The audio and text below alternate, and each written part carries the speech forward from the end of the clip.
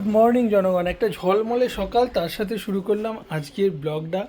সেইভাবে আর ব্লগ করা হয় না, তো আজকে হঠাৎই মনে হলো ব্লগ করব, তো শুরু করে দিয়েছি ব্লগ। সকাল সকাল উঠেও পড়েছি, এবার যাবো এখন ফুল আনতে। অন্তরীণ আজকে পুজো করবে বৃহস্পতিবার, তো গতকাল রাতে আর টাইম পাইনি ফুল কেনার, ফুলটা আনতে যাব।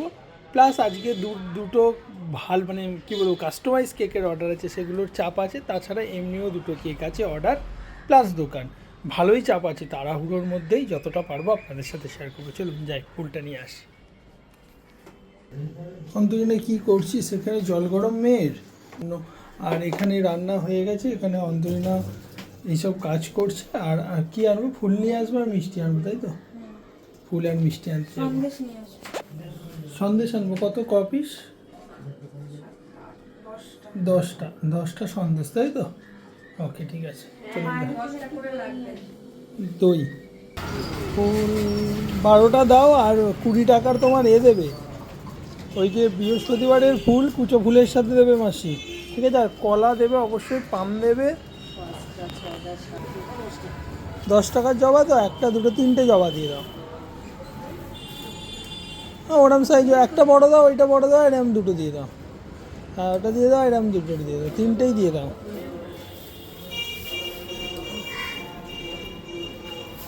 আর এইটা কত করে এই মালাটা? 20? এটাও 20, এটাও 20, ঠিক আছে, এটা দুটো দিয়ে দাও।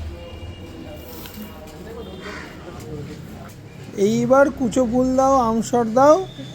খুলে ফেললে কুচিটা, কিছু করার নেই। কুচো ফুল দেবে মাসি, আমসর দেবে, বেলপাতা দেবে, দূর্বা দেবে, কলা দেবে, আর একটা গোলাপ ফুল দেবে। এই যে গোলাপ একটা, তোমার ভিডিও করে নিচ্ছি আমি।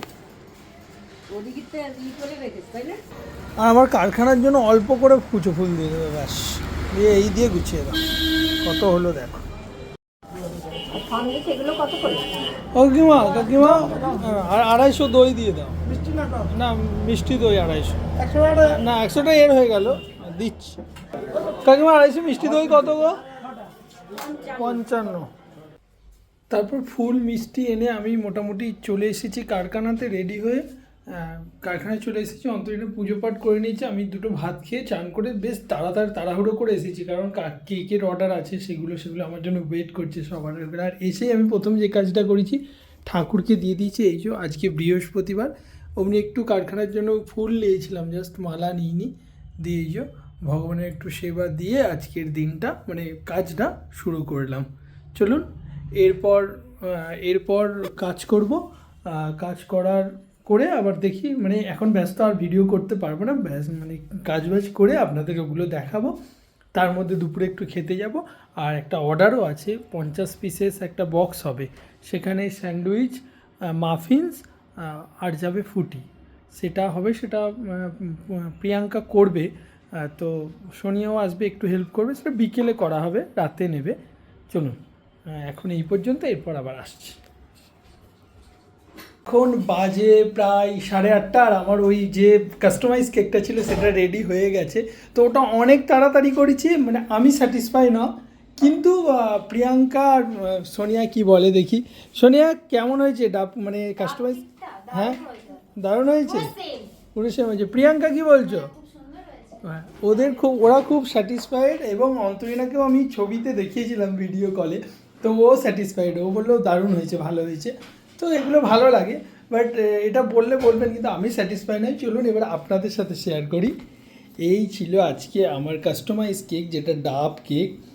এটাই আলমবাজারেই যাবে। উনি আমার থেকে এর আগে নিয়েছিল হাউস কেক, সেটাও খুব ভালো ছিল। মানে উনি দারুণ কেক কি বলবো চুজ করেন, এবং সেগুলো ওনার স্পেশাল লোকজনেদের জন্য, মানে সেটা ছেলের ছিল, এটা জানি না কার, হতে পারে হাজব্যান্ডের, আমি ঠিক জানি না। যাই হোক, সেটা ছেলের ছিল, তো স্পেশাল একটা কেক, হাউস কেক ছিল, তো ওটাও দারুণ হয়েছিল। আর এটাও উনি অর্ডার দিয়েছেন।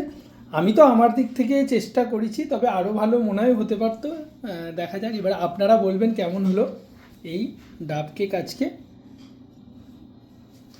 এই হলো, তো আপনারা বলুন।